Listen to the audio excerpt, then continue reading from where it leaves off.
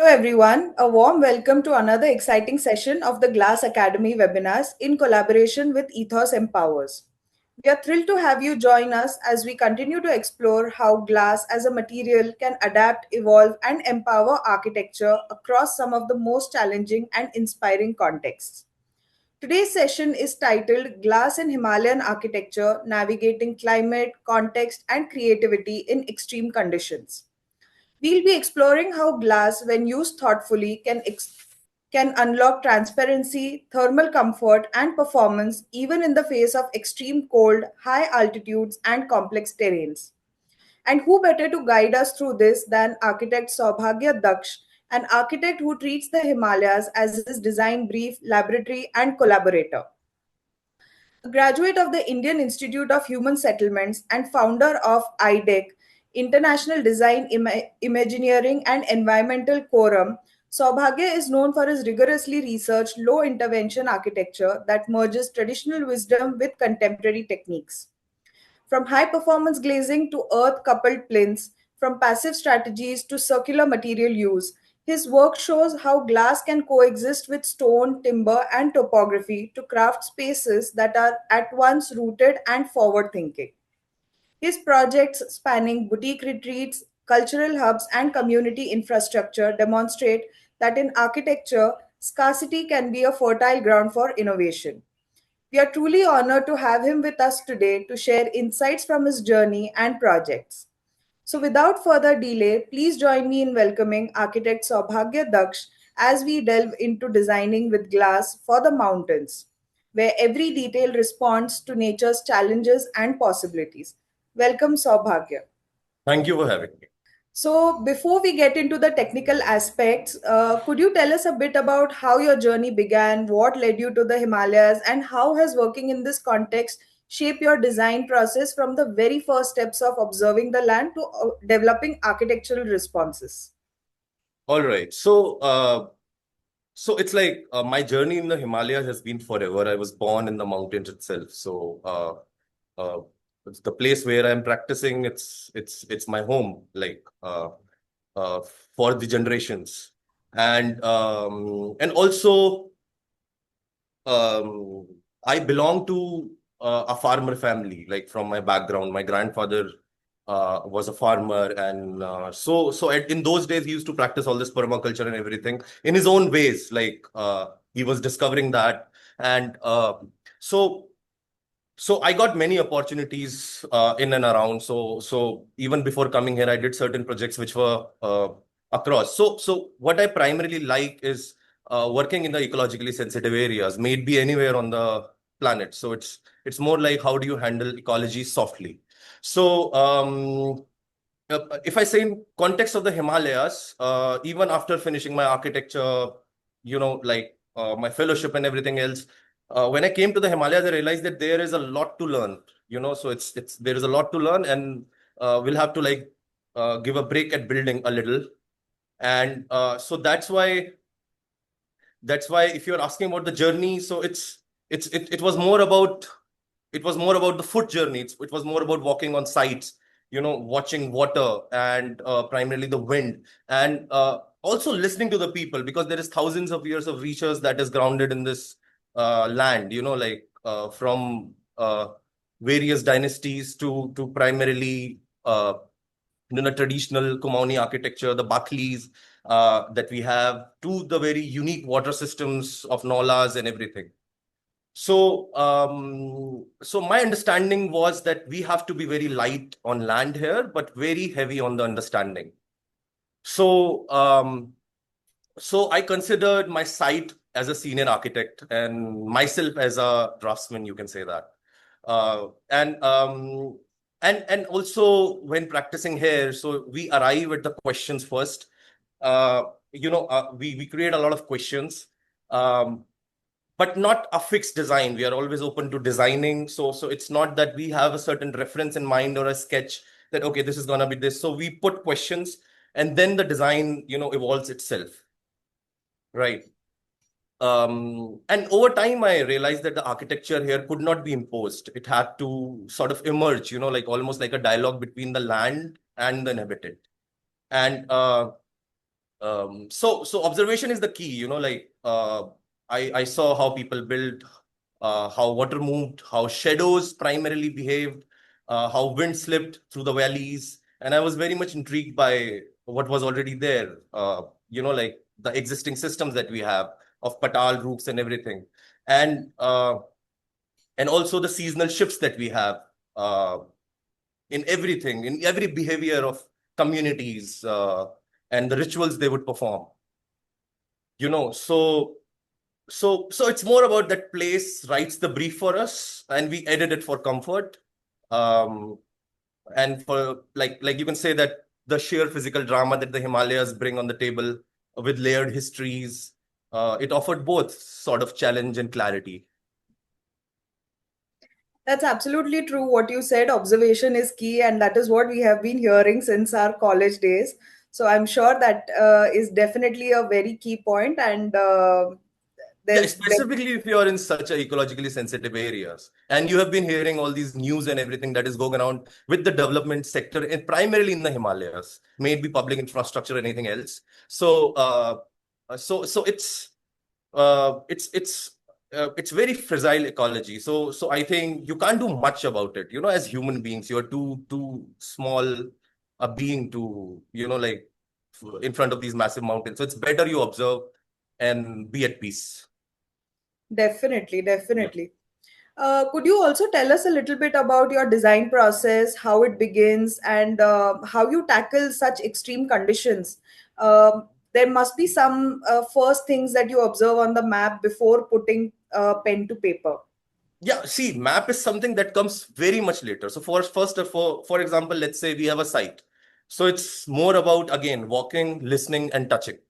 So first, what I'll do is I'll go on a foot survey. Like I'll see where my shoes are slipping. I'll ask that question to me. Where am I slipping? So that tells me about the drainage and soil cohesion, and where do the locals will stand and talk, because those areas would be primarily the places where the comfort, the thermal comfort, the protection from the cold is better. So it's more about analyzing the space, analyzing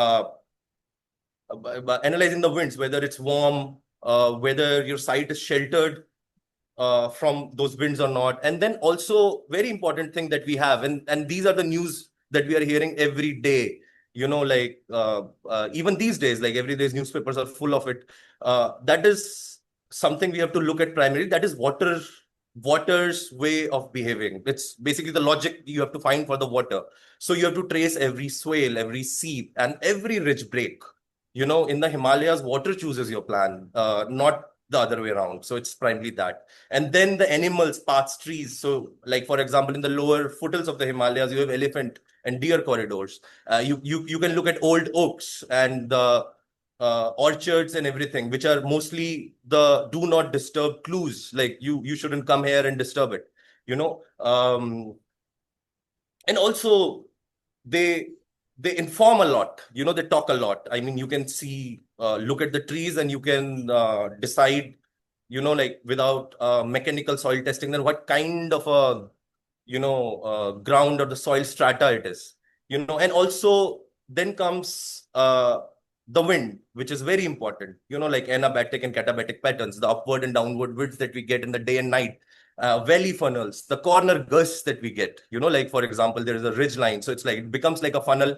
And then once you have a funnel, uh, the wind speed might raise dramatically. So it's not that we can look at up in some weather application and wind speeds when we calculate. So it's better you have a handheld anemometer. So it's like you just measure your own wind, and so it's more like making your own assumptions rather than just going with the standard data. And with climate change, that has become even more important.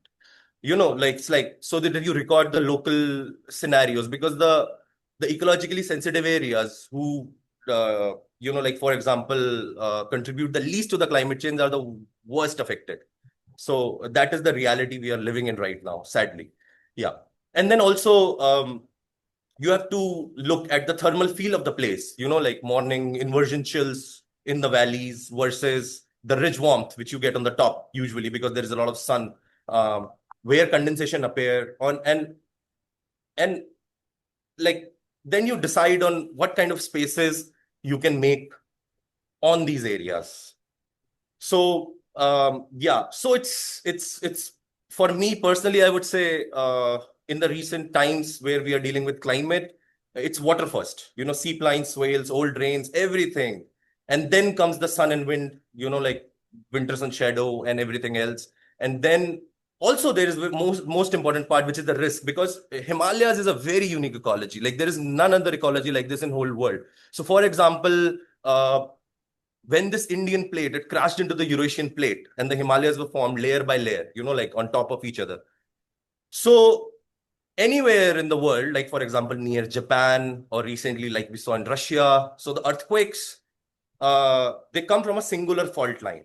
But we have two fault lines, one on this side, the Indian side of the Himalayas, and one on the Tibetan side of the Himalayas.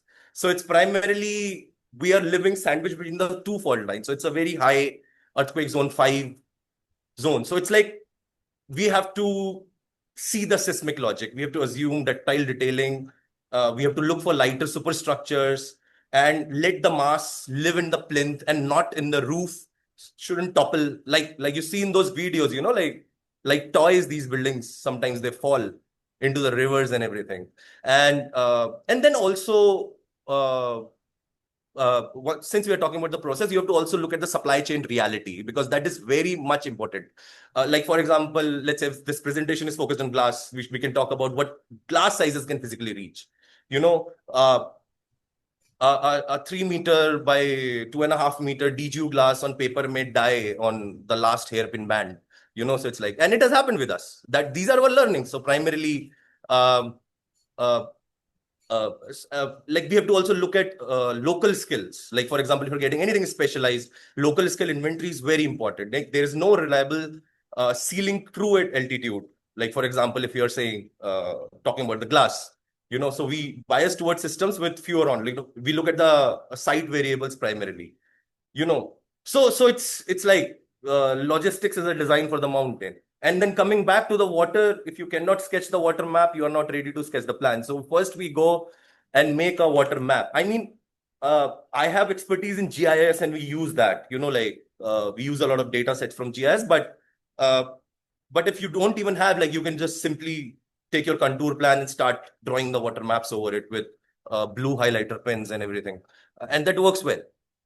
I'm sure there's a lot of research and a lot of study that goes before starting to even think about the design and think about what we Yeah, want yeah, to build. yeah, So that's definitely a very extensive plan and an extensive schedule to follow.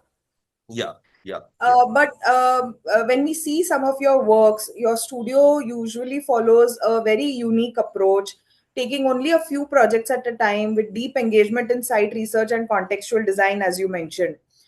Could you tell us a little bit more about the kind of projects you're currently working on and what a typical journey in your office looks like? So we are a very boutique design office, and our office is not like a typical architecture studio. It's a maker space. So more than computers and system, we have all these tools, to research. Like we have all the woodworking tools, all the like CNC cutters, 3D printers, welding machine, like you name it. If we don't have it, we'll get it tomorrow. So we need every tool in our office, And so we test a lot of stuff. We do very DIY. Our full office is it's completely made out of recycled materials, and it's done completely by our interns and architects here, by our own hands. So it's very workshop oriented.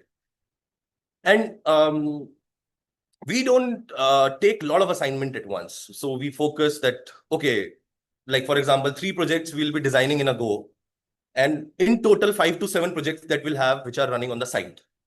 So it's a very field heavy process. So we can't take the quantity on. And also we have a very high ethics gate. Like for example, we say no when the land says no. So we are not building everywhere. you know we do a lot of mock testing, like I said, with all those tools and everything we have. we would do like 1:1 detail for a bay, for a corner, for a sill, you know. Um, and we also do some activities in our studio, uh, like we prototype comfort before we draw any kind of a facade or uh, any kind of a detail into our plans. Uh, Also, we use our tools to see that what we can fix easily, that we can trust, for our site, which is in the more complex area. I mean, our studio is in much more comfortable position. It's a big city, but if you are in a village which is remote, so are the things fixable? We see.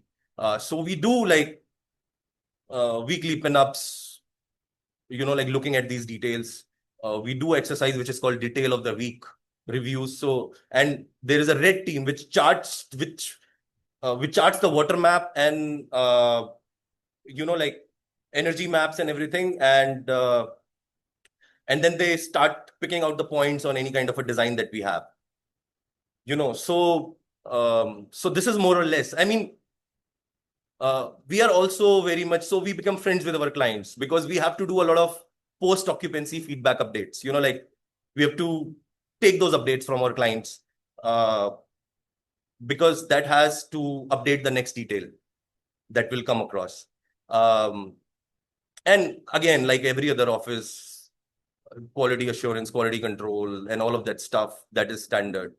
Um, we pair a lot of local masons, carpenters, like even if we are doing complicated things like glass with system installers, like we do make drawings in Hindi, like rather than making them in English, we prefer because mostly the villagers are working for us. They are more comfortable.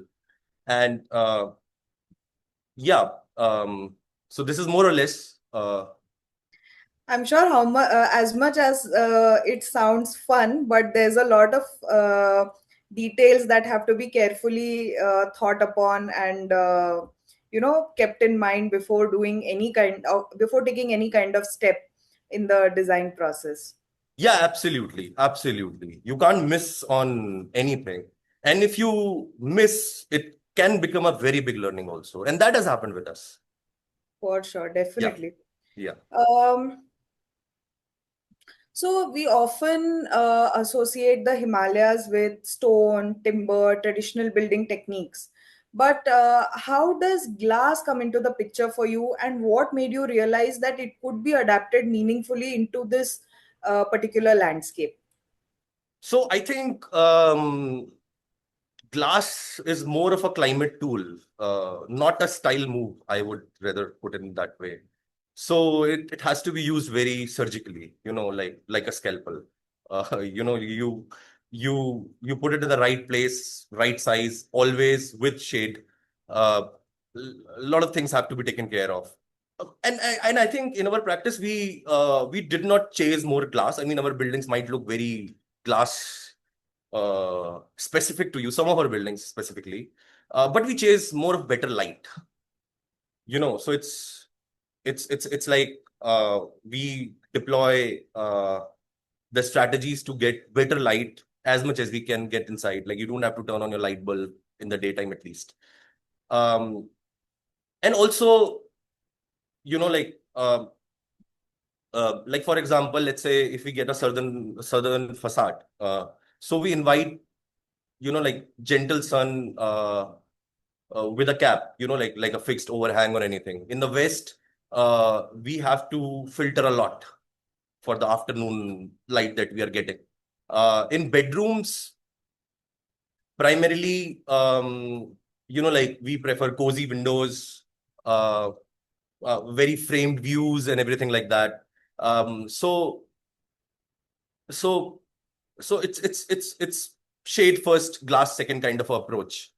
In the Himalayas, primarily, if you have scarce winter sun, sharp diurnal swings, long periods of indoors that you get. So you need to get a lot of feeling of outdoor, and you have to get that landscape also. And we have a very good, beautiful landscape all in most of the places where we've built. So yeah, and with glass, ecology is very important along with the experience. Like for example, you have to be very careful about bird strikes. We have to use frit patterns on risky facades and keep window to wall ratio disciplined, although we have got very out of discipline. Like, for example, in some of our projects, like you will see those when, if I can share my screen later on. Um, so it's about quality of openings, frame like instruments, like this is primarily, I think, we have been more or less looking from the perspective of glass, from the lens of glass, if you see that. Yeah. There's because you have been designing in the Himalayas, there might also often be dealing with unpredictable site conditions or limited resources, some logical constraints maybe. So, how do these on-ground realities influence your decision making when it comes to choosing and detailing glass in your projects? Yeah, like I previously mentioned, in the Himalayas, glass is a scalpel, not a paint roller, if you can say that. And comfort has to be a detail, not an afterthought. So yeah. So if you're talking about comfort, it is earned in the section, like the section of the glass which is next to your window. So that is very important actually. Like, not all people realize it. Bada bada glass laga do, it doesn't work that way. So uh, it's just about the orientation, the shade, the frame, which is very important, the junction, and then the kind of a glass you are putting it. Like for example, we have to make very crucial decision, like for example whether the doors are busy.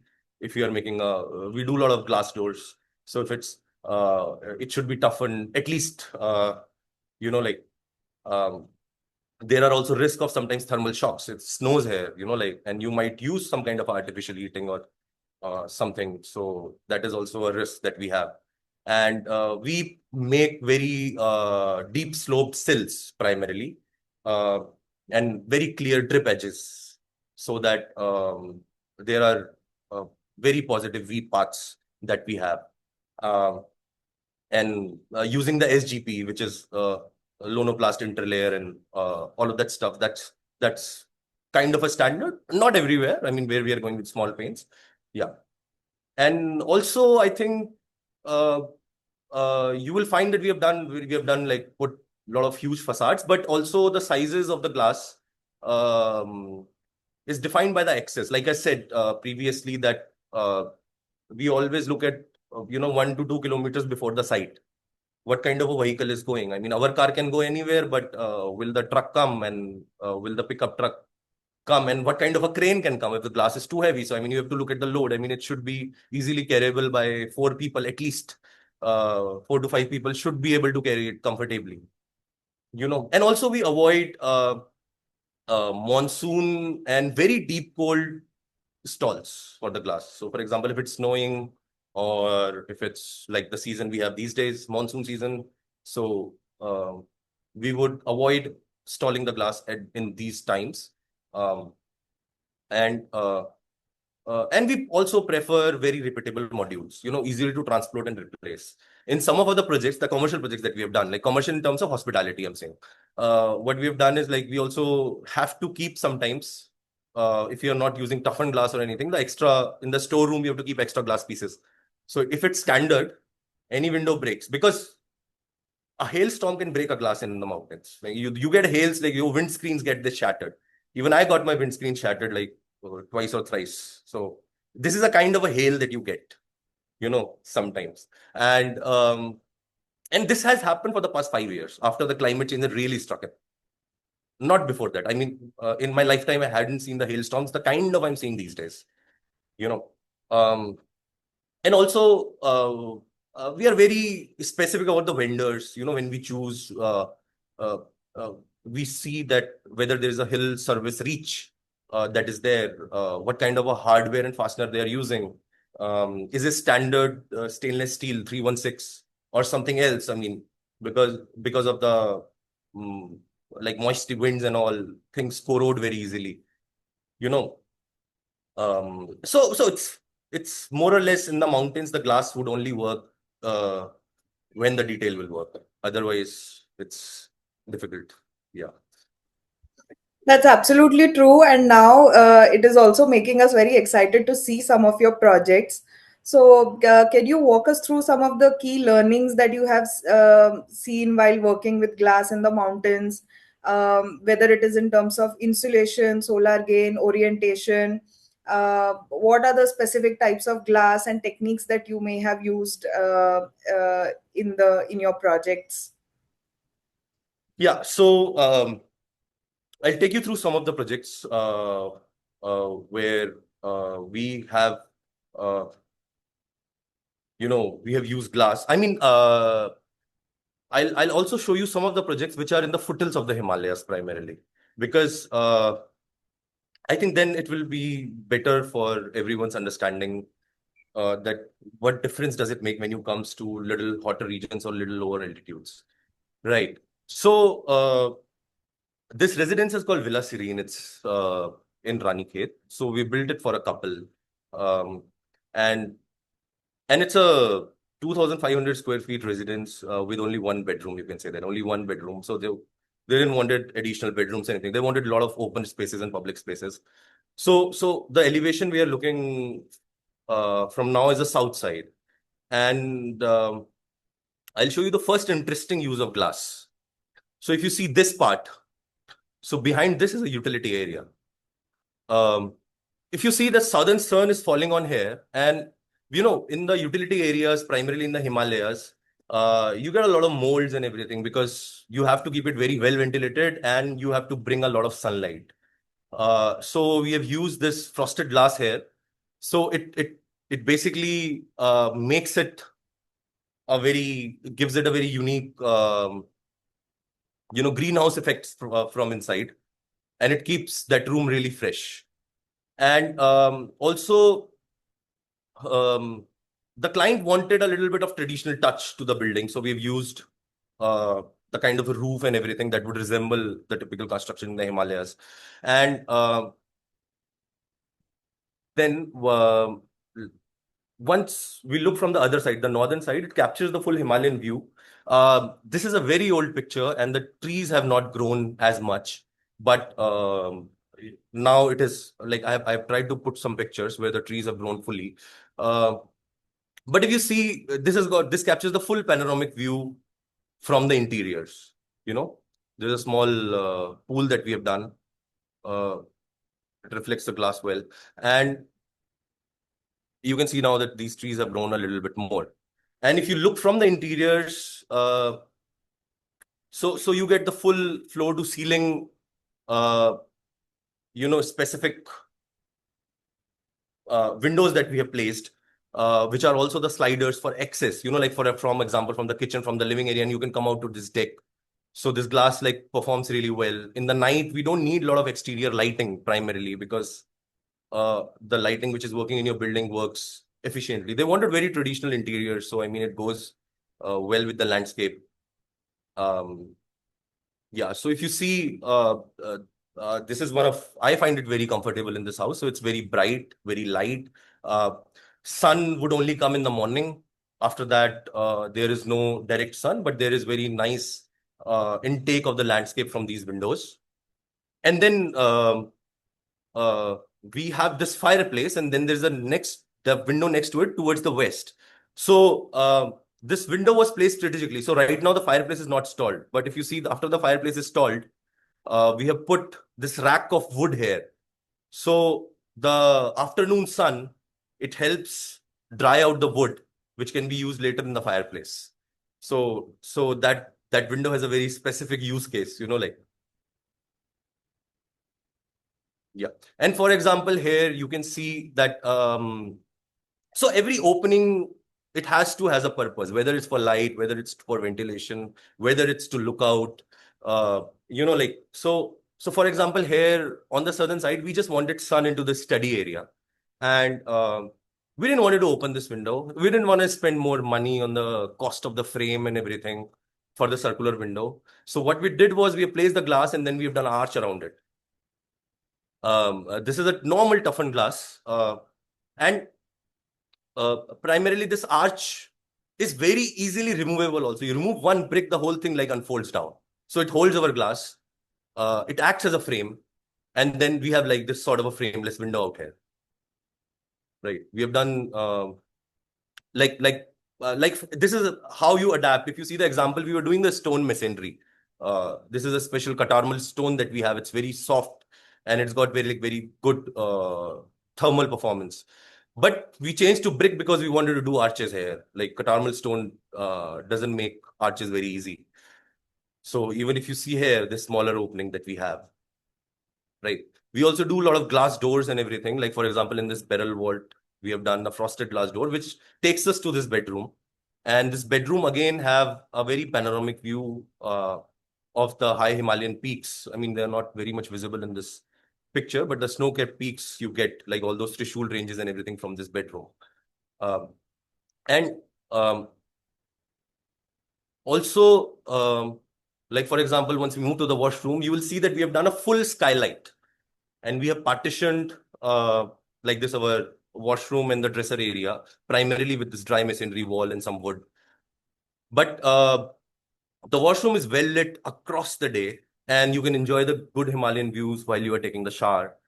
Uh, so you can see the change of light that is happening across the day uh, that this skylight offers primarily. Once we come back to this corridor, you can see that we are entering kitchen, and on one side we have glass, and on the other side as well we have full glass, right? And this is a countertop, and this light is coming through a skylight again. So we've used again a skylight here, and you can see the how the light is behaving across through the glass. So even the frame sometimes they work as a sunshades. Like when you uh, need certain like these sunshades to work in a certain manner. So you can see the interplay of light as well, right here. So these are the kind of skylights that we have put on top. And again, along with this project, we have done this property, which is currently been operated by Taj. And if you see, like we had built this, sort of like very earthy structures with thatched roofing and everything. Now these are covered with greenery like this. And we have done the large windows on one side. So for example, this is a gym area you are looking into. And uh, so it's very with glass it like this greenery works beautifully, so you can have big panes and you can have a lot of plants, so you can reduce a lot of heat which is going to come in, and you can have a very nice interiors with natural plants which are just right sticking out at your window. So and also you can use various blinds and everything, like just to create a light effect inside your room. So that is what we had done in another room in those three huts. And also, like here we have forked this building in primarily because we didn't have a lot of space to build primarily. So we have taken the building out and we have forked it into the mountain rather than disturbing the mountain, making retaining walls and everything. And to celebrate the lightweight, like the lightweight character of the glass, we have done like all these washroom with frosted glass. So these are washrooms behind, and these trees have grown now and they are growing more. So it gives a very nice aesthetic from inside once you are in these washrooms. And again, these rooms are uh, overlooking to the view. They're not very like high ceiling. You can judge from the backrest of the bed. But you have a specific kind of a glass which is put right here, which helps, like get the kind of a light that you want all day to come in. And this is again another prefab structure that we have done. Again, no cut and fill. What we have done is like we have taken the upper part as a length and done a room. And then you can see like we got a very prismatic light here, like from the top. So it really helps, just to keep the space lighted. So if you see that light is just falling across and it will change as the sun would move. And again, this rock we had naturally on the side, so we used it in our interiors. And you can see the light coming through the glass at the bottom part. And this is a small dining area that we did along with it, which is also entirely in glass and thatched roofing. So it's like you got a very nice view, and it's on the upper part of the property. Now, this is one building where I think we have gone very like we used a lot of glass, like window to wall ratio is quite high. And so so here, this building is not as huge. This is a hospitality project primarily. Um, it was supposed to be like somebody would come in for a short period of stays. So it's prime like a mountain stay kind of a thing. So here, this building is not designed to be looked at primarily. It's designed to look out. If you see this, um, we have used various elements as sunshades. If you see, like these lines are not just for aesthetics. They are defined by the sun paths primarily. If you see these angular lines, so the kind of shadows and the kind of interplay of light that we wanted inside comes from here. And then again, you have a lot of reflectiveness in the glass so that it does not absorb all the heat. Although we, in such high altitudes, we prefer a little bit of greenhouse effect because it helps us keep the building warmer in the evenings. The evenings are like uh, very cold sometimes. So you need certain apertures from there. The heat can come also. So this is again, you can see how like this is a very good example. The sun is on this side, and there's this shadow which is being like it's reflected out of the glass, although you can see inside. Like you can see the frames which are here. So, and also one benefit of the glass is, like, for example, out here, if you look at this bedroom, so primarily this bedroom, it's not very big bedroom. So for example, you are if two people are going inside, you will say, okay, it's very spacious and everything. But if five people will go inside this, you'll say, no, it's a little cramped. But it looks very spacious because what we have done is we have eliminated the beam on top.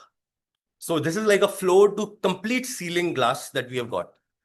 This middle member that you see is a railing which is outside. So we have like not obstructed any view at the eye level.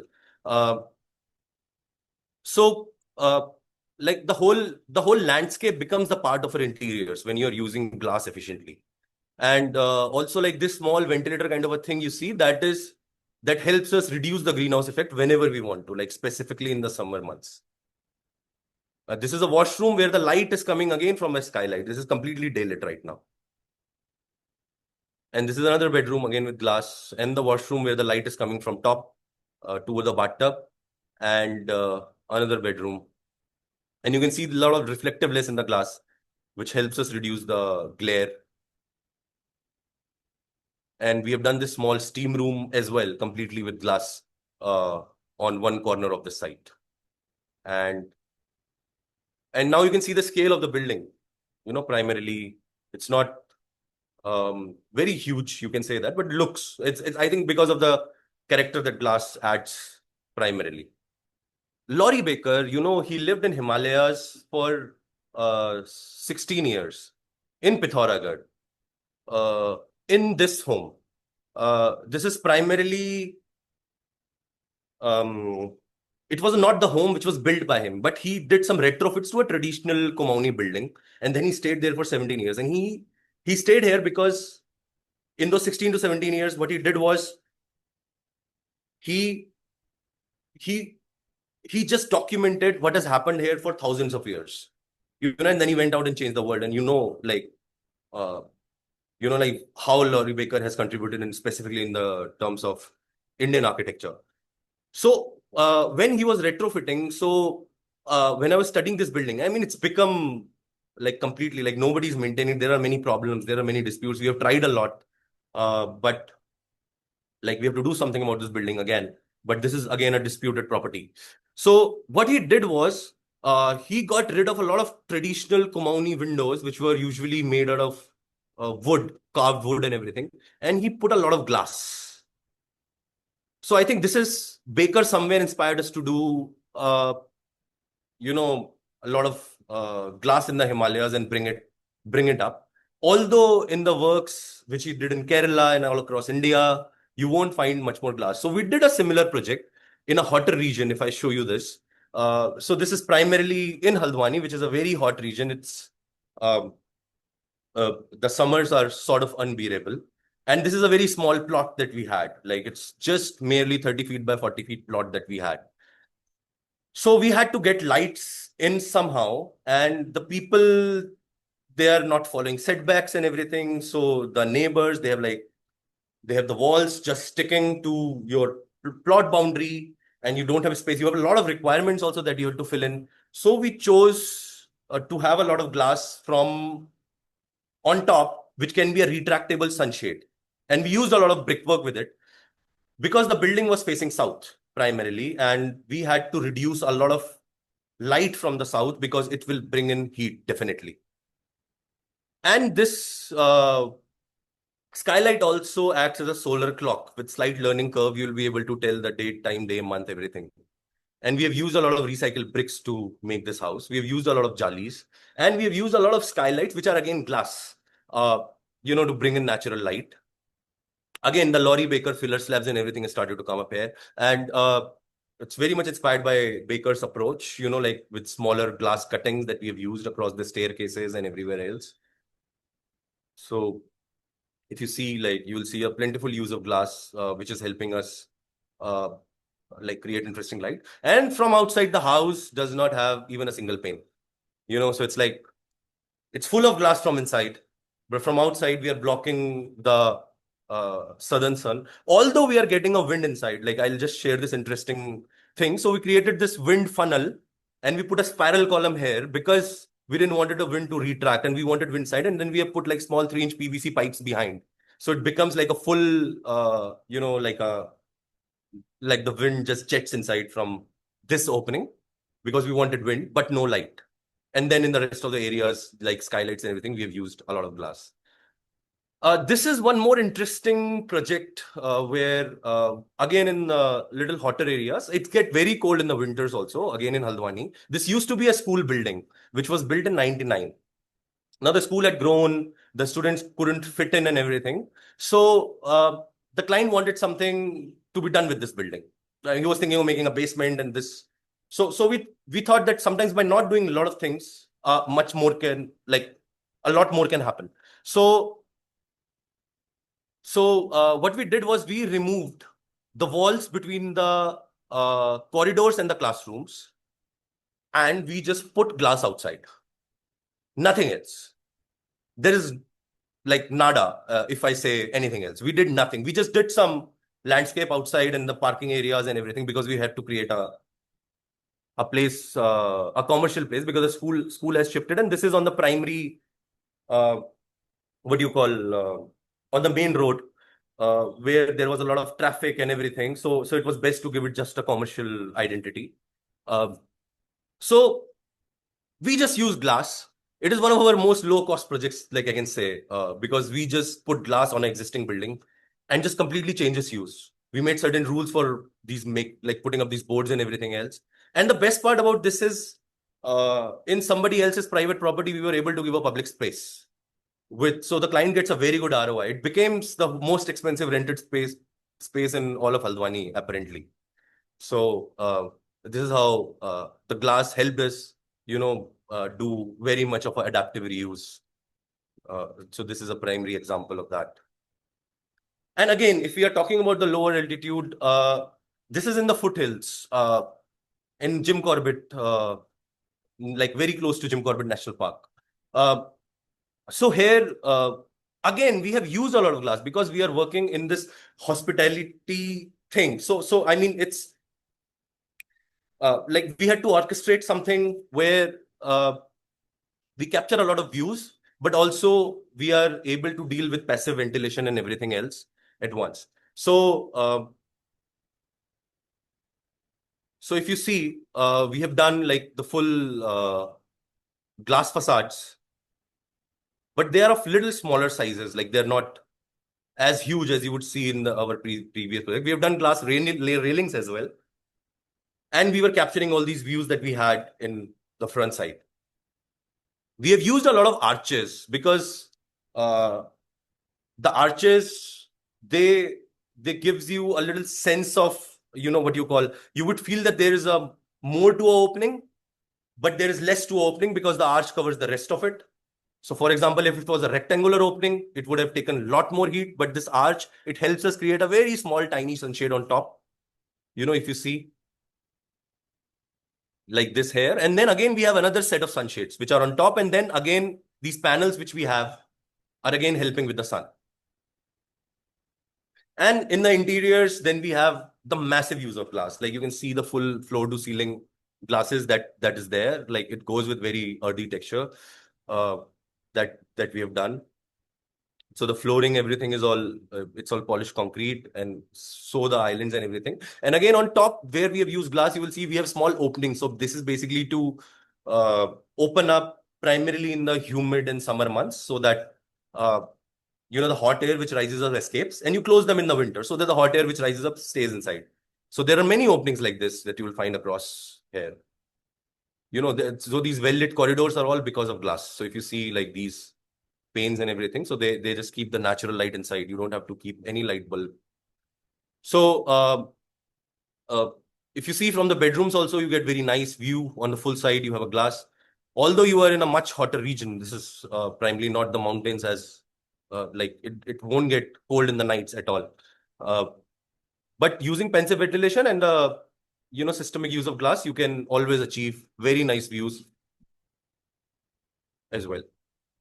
So again, these are some other bedrooms that we've done, the specific use of glass and mirrors. And these lights which is coming into the washrooms, it's also mostly through it's completely daylight if it's a daytime. And it creates a nice character actually. But we have done very big because there is a lot of humidity in the washroom. So in the plain areas, we avoid having a lot of bigger openings. So if you see, there's no elevation to this building as such. This is the entry gate. And if you see, uh, primarily, we have just a glass element. So this is what you see from outside. So everything which is there is inside. It's hidden and tucked away.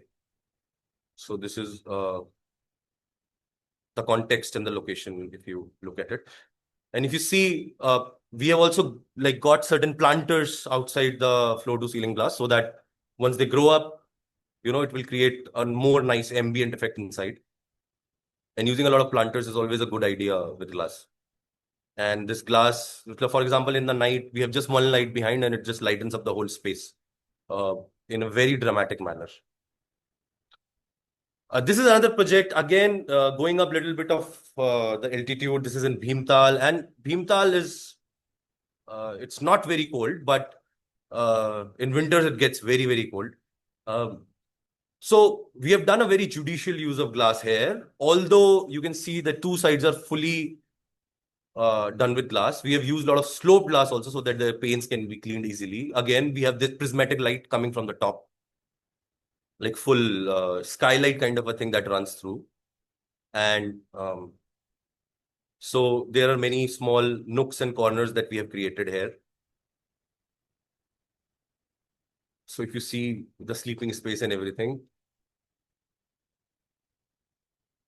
and again, you have that prismatic light because it does not bring in that much of heat. And then again, we have used glass as an architectural element we have protruded it out, and we have made a very nice sitting where few people can sit by the window kind of a thing.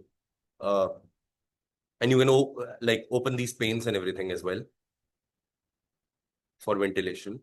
And this was a kind of a structure that we had, so we had to choose where the opening would come, where the opening won't come, what will be the solid parts. This is another project. It's called Luna Nova.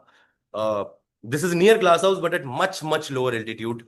Uh, so out here, we have not taken the amount of wall to window ratio that we took in the glass house. And we have used a lot of, tinted windows so that we can reduce heat inside. If you see, it creates a lot of play into the shapes that we have done. Uh, we have tried to use glass in different shapes, and it works really well. And again, these are all defined sunshades. Like they are mapped according to the sun. And then you have this bedroom with the skylight, and this is how we use glass, to capture in the views, so you don't have to do a lot in the interiors. part of it, and the whole infinity of the landscape that we have here just comes in. And again, if you see this resort that we had done, like it's again near Jim Corbett National Park. So we have used a lot of recycled material on this side, and with that, like what we have done the sloped glass, and then we have given a sunshade. So if you see, the building is specifically fully made out of glass. It's a spa primarily, and then we have a lot of large foliage around it, which grew a little later. But these initial pictures will show you the building clearly. But now you have a lot of greenery all around it.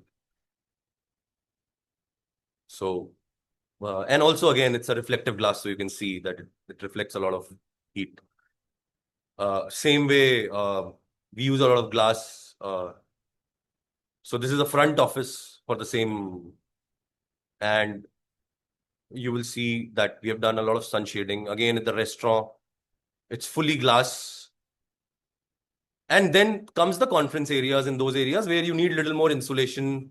And we were not going for DGUs and IGUs and everything here. So we thought, okay, let's reduce the opening sizes and everything so that we can have a more insulating environment. We used a lot of thatched roofing and everything, earth walls so that they can absorb the heat.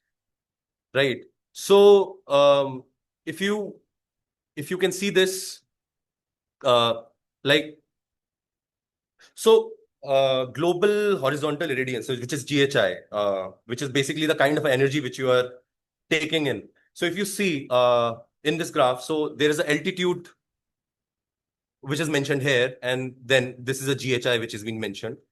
So you can see that how the GHI would also increase. So it doesn't mean that if altitude increases, you can increase the grazing. You have to always see the wind, the temperature, the local setup, the wind funnels, and all of these things you have to see. So my presentation should not be misunderstood for that. Okay, if you are in a higher altitude, okay, so let's start putting more glass. It's never that case.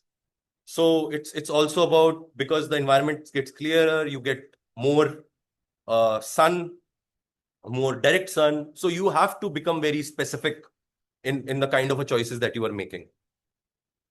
So this is the kind of a window to wall ratio that we have used in some of our projects, like Luna Nova Serendipity, which we saw, Whispering Arc, which is very less, Avocado BNB is less, Villa Serene is more, and Rani Khet. Glass House is way up, and Luna Nova. So this is indisciplined. The Glass House is indisciplined. I'm telling you, uh, like uh, if you are doing this, you have to be very specific on the type of the glass, the type of the glazing, the reflectiveness, the insulation, and everything else. Then you can go to such high window to wall ratios.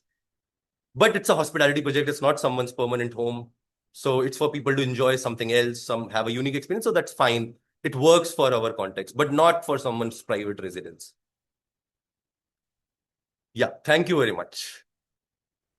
That was a very, very amazing journey through all the projects that you have done. There was Thank not a single image where I was not saying wow, and I was not saying, oh my God, what a view.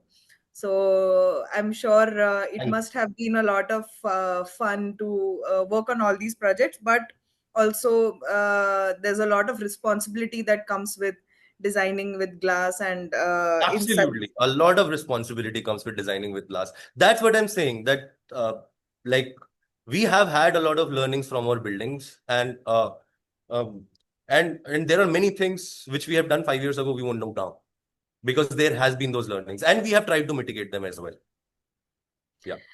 Talking about these learnings, can you note down some of your most important learnings, whether from the land, from the people, the process, any stories that you would like to share with us that have stayed with you?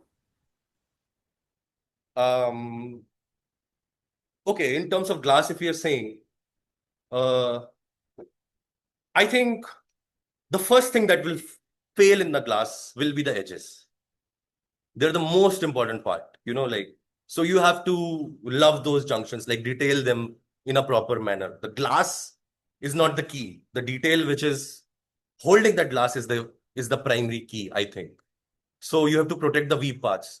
And uh, basically it's the research and development that comes with time, or as well, But there is a lot to learn from masons and carpenters and all of these guys, like working on those details, because you might not be good with a saw and everything else. Like, so, so for example, I would say, like I showed you that frameless window. So that was a result of a mason, like showing us, okay, this is how we'll put this glass. I mean, we designed that thing. And as an architect, what else could I have done? Like, I couldn't have made that arch if there was no mason. So there's a lot of learning that happens, and they create those precedents.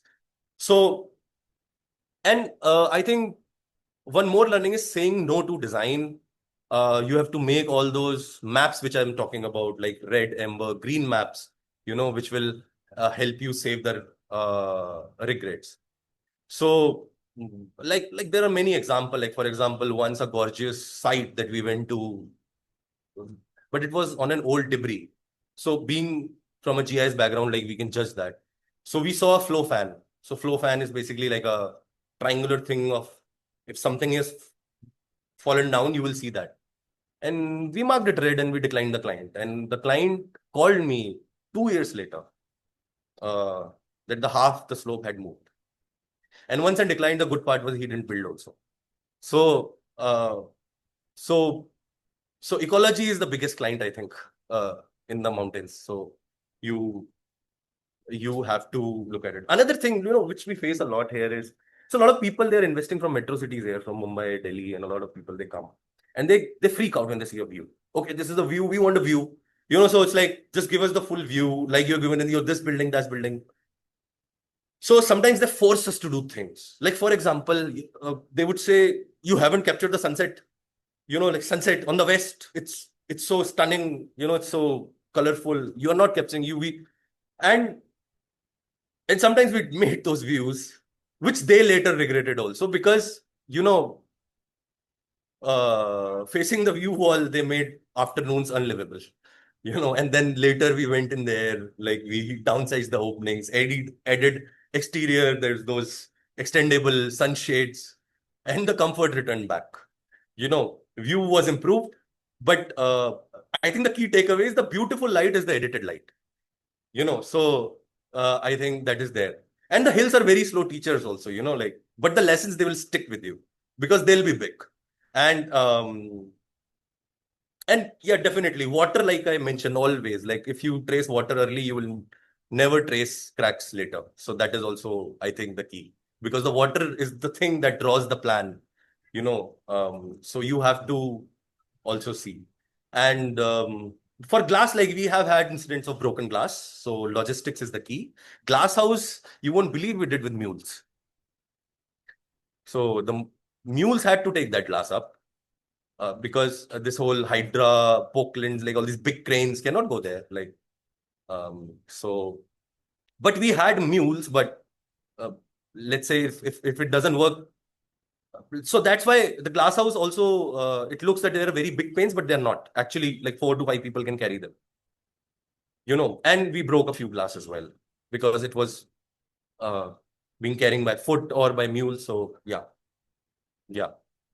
So I think, yeah. So one of the learning is also, it comes from the culture. Like I said, I gave example of Laurie Baker, because those thousands of years of research, you cannot just destroy and throw away and say, okay, now we have newer materials, newer things are happening. Okay, that research has to come in, because culture, I think, is a primary climate tool. We have to completely copy without any shame what already works in the Himalayas. Yeah. That's absolutely true. And Yeah. there must be a lot of these young architects, students who want to come and work over there. They want to understand the context, they want to learn more, and also enjoy the environment which is there. Is there any advice that you would like to give to these younger architects, how they can engage with sensitive landscapes and design more thoughtfully and more responsibly? Yeah, frankly, I think younger architects are teaching me more these days than I can give back to them. That is happening. Like, that's the story in our office. Always learning new things from young people. So, yeah, absolutely. Very smart people are coming into this field. And I think, from my experience, I would say, um, uh, if you're specific to this context, I think reading the site is very important in multiple weathers and multiple times. Like you can't say, ki, okay, I went to the site, it's done. No, you go back, you see, okay, it's raining today, let's go to the site. Okay, it's very hot today, let's go to the site. Okay, it's so you have to uh, revisit, you know, and so I think after visiting the site, it's very important to have uh, some core principles before the products, before you're designing anything or before you're putting anything there. Like you have to look at the orientation, the shade, the compactness, the repairability of anything. And start with a ground room. I think if somebody's working in this context, they should start by building very small. I think a young architect shouldn't take a very big project in the Himalayas. Even we don't take. We prefer smaller projects because they are less of a footprint and they are more enjoyable and you can do a lot of things. And definitely the right to draw has to be earned. Like because the clarity, it should always like clarity. It beats the cleverness. You have to be very clear. And like I say, ecology is the biggest client. You cannot afford to lose. Because once you lose that, everything is gone. And also in terms of glass and everything, like you can pair the system installers with local craft, use plain language drawings, um, very easy to read, you know, um, design for reversibility also. Like sometimes, like I said, clients will force you because they are fond of views and all of that stuff. Okay, just put glass and glass and glass everywhere because the mountains everywhere is a view. So don't do that. And if they make you do that, but have a plan in mind that after he'll get trouble, he'll get back to you, and then what will you do at that step? Yeah, and you should have a plan of replacement just after that building is built. It's not that the client came to you, अच्छा ये परेशान कर रहा है, okay, now we are starting buying. No, you have to have a plan that works, and you give that plan. Okay, if you feel heat here, you just do this, and you are sorted. You know, and like I said, like closing the loop, which is like going in every season, winter to monsoon to every season is like very important. And also not every season. You should walk it at morning, noon, dusk, and map everything at every time, like wind, water, shade, whatever you see, you know. And also prefer a lot of simple details. A village carpenter can fix, or you can fix. See it for yourself. Can you fix this, which you are making? Like, um, and like I said about the crane, make sure no cranes are required. Because if they're required, you are in big trouble in some places. So you always see last 2 kilometers. I mean, once you're reaching your site, like mostly your 70-kilometer journey is a highway. But after that, 10 kilometers is a village road, and then last 2 kilometers is sometimes fully off-roading where you have to go. Uh, like it's sometimes there are even no roads. Like we have done whatnot. Like we have used various pulleys. We have used uh, various kinds of method to transport stuff. And the most important part, I think, my advice to the young designers would be that I think saying no is a design. It's very important. Like you have to say no and you have to be very real to the client after you've studied the site.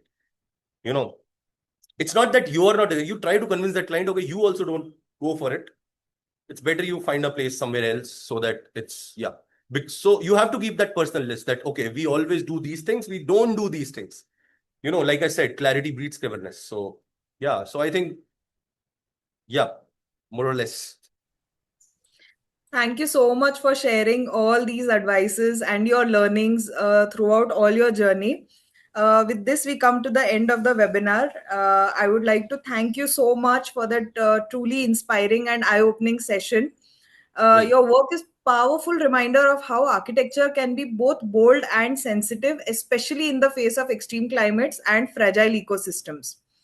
From your use of glass in challenging conditions to the deep respect you show for context, your insights have given us a lot to think about.